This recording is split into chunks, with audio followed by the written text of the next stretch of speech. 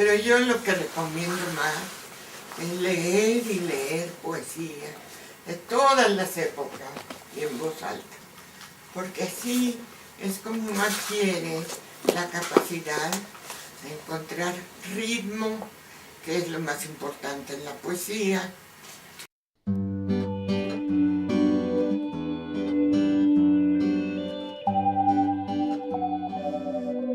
Un poema es algo maravilloso, que es expresarse. Cierto que ya no lo podemos cantar con una lira como antes. En la poesía también tiene que recordarse que nació con una lira y que de alguna manera la sonoridad del habla todavía tiene que estar allí representada. Empiezan a decir, ¿por qué te fuiste? Tan calientitos que estábamos en la cama. Ahora grito de dolor porque no está. Eso como que no está bien equilibrado, ni le interesa a nadie, porque lo que es solo para uno no es para la literatura. O a ver el mundo. Hay dos formas. Uno cuando se pregunta qué es lo que está viendo, y otra que se pregunta uno para qué sirve. El para qué sirve no sirve para la poesía. Pero ¿qué es? Sí. Y esa es la forma que yo creo que sí tenía desde chica. ¿Qué es? Me ponía a verlo y a tratar de saber qué es. Y eso tiene también una comunicación con uno mismo. ¿Quién soy? De veras, ¿quién soy? No cómo estoy. Porque aquí hay una distinción en español tajante entre ser y estar.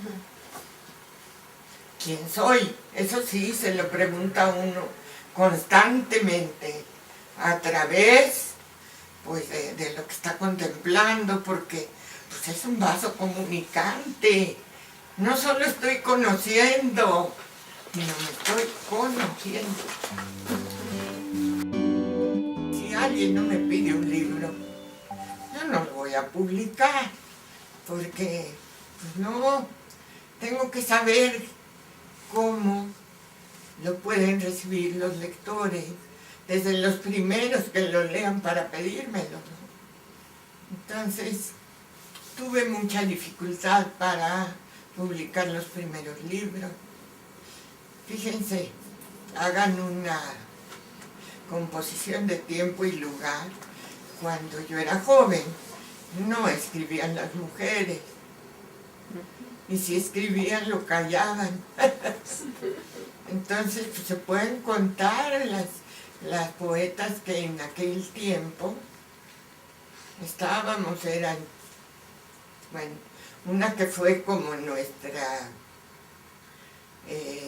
ejemplo, Concha Urquiza, que es una mujer que escribe muy bien, que escribía además sonetos y en una forma tradicional, hermosísima, y murió trágicamente.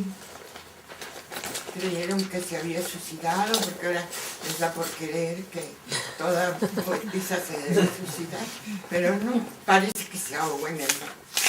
Y después de ella estaban Margarita Michelena, que era muy buena, Margarita Paz Paredes, pues que expresaba lo social, y no era tan buena como Margarita Michelena.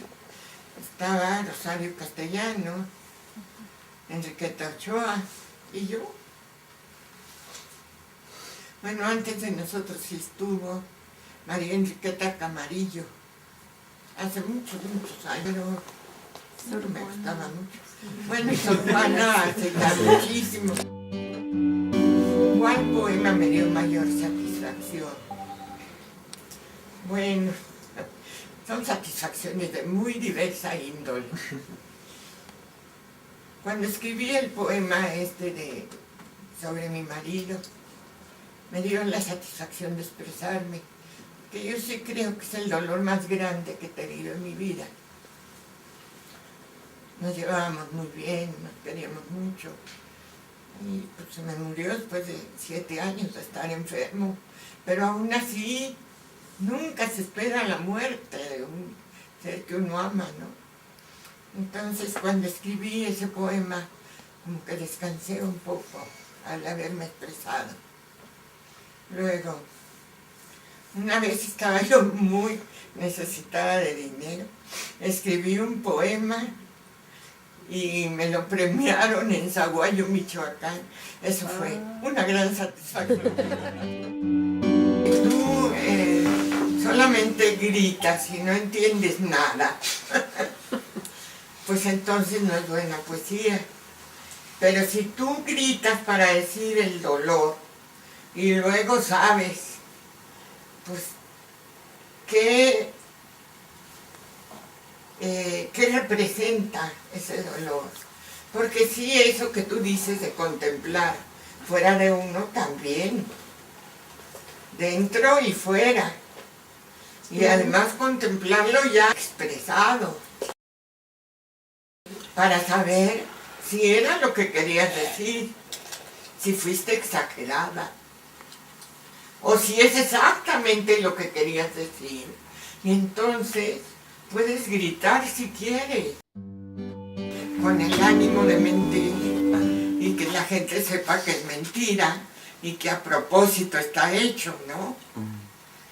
Ahora, también puede parecer mentira, porque sea algo tan imaginativo, tan leve, pero no es mentira. Ahora, también es una mentira, digo, una verdad y una mentira un poco diferente de la verdad de la filosofía o de la religión. Que si es estética, te va a dar también toda la significación necesaria para saber que es una mentira estética y que es una verdad para ti.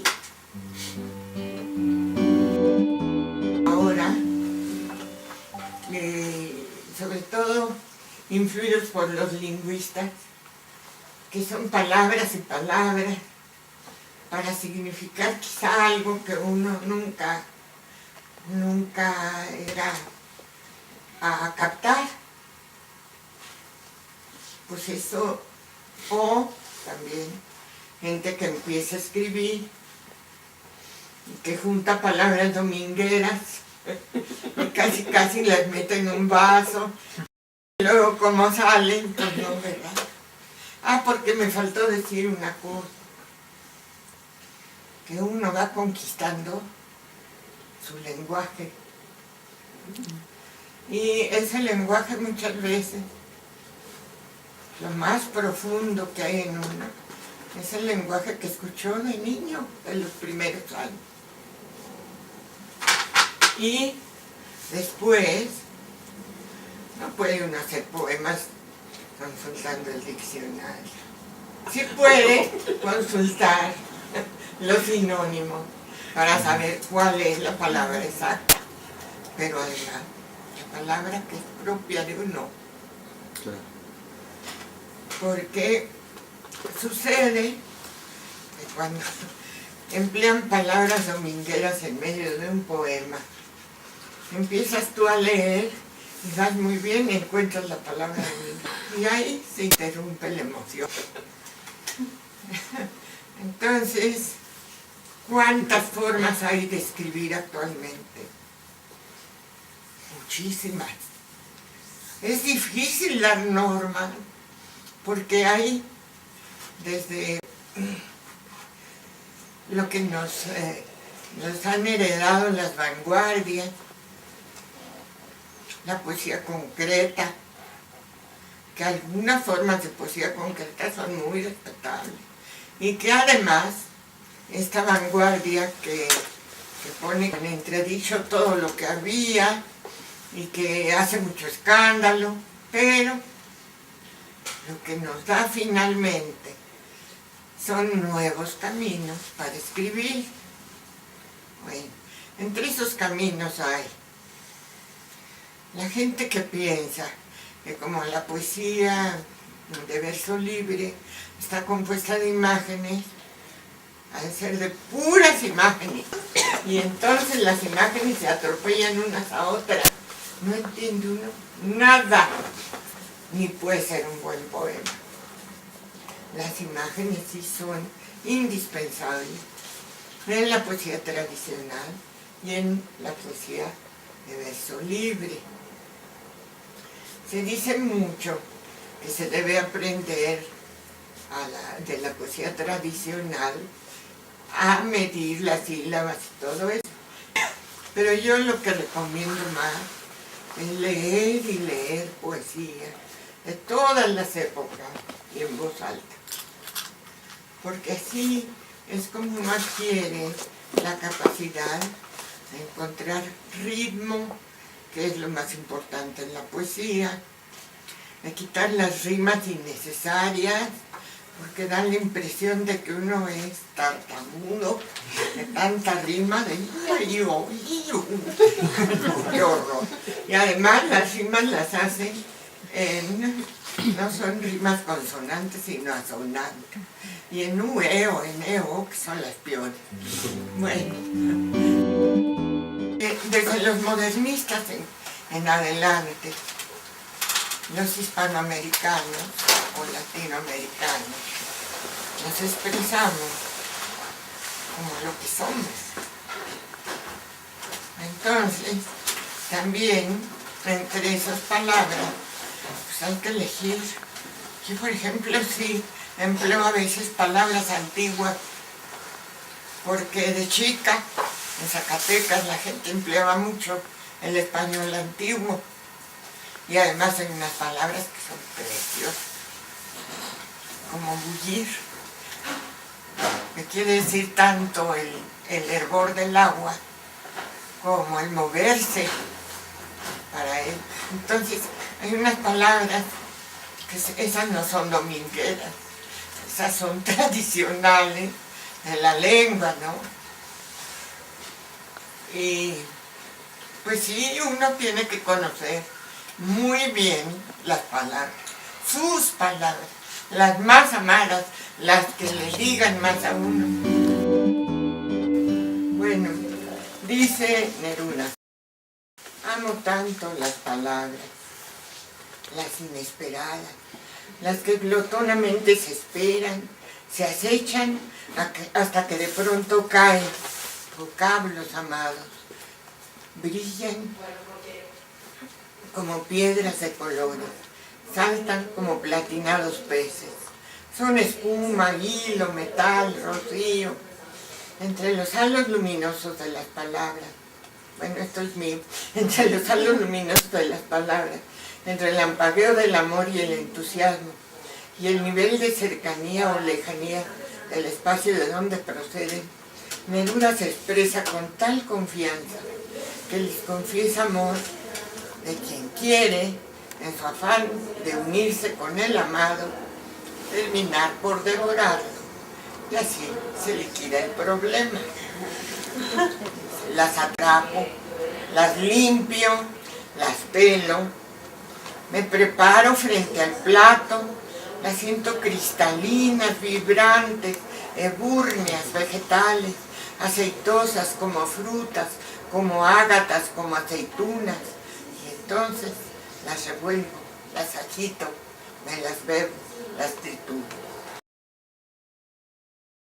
¿Qué contienen las palabras? Eso digo yo. Ánforos de experiencia humana. Las palabras contienen todo lo necesario para expresarnos. Neruda dice: tienen sombra, transparencia, peso, plumas.